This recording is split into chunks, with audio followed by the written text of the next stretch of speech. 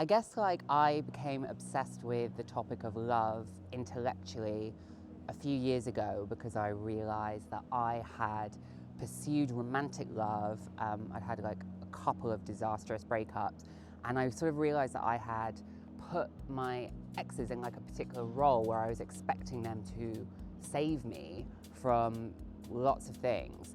And so I started probing around that work-wise, and I became an advice columnist and started answering people's love problems professionally. And one thing that really kept emerging is this narrative that something has gone wrong, romance is dead, people are really unhappy in this new, unprecedented way. And I thought that was kind of interesting because people will explain it different ways. They'll describe it like as maybe it's a post-pandemic funk. People will obviously blame dating apps. People love to go on and on about how dating apps have made everyone disposable, that like we're all overwhelmed by choice, that like, yeah, they've wrecked dating.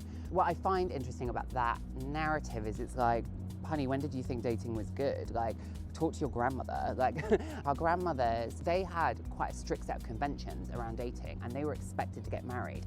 It's great that we don't live in that world anymore, but we have some real serious questions to ask ourselves about like what we actually want from dating. Because for me, I often put quite unfair expectations on guys too. Like I was telling them basically, if you choose me, that means I'm worthy. And that's like so unfair for anyone to receive. And it isn't like realistic. We have to recognize that we are in somewhat unprecedented times for relationships, for romantic relationships, and that's a good thing. And that like we focus on the bad and the like uncertainty and the anxiety and the unfulfilled expectations, but like also that comes from a lot more like freedom to choose, which is a positive thing. And I think we sometimes just forget that.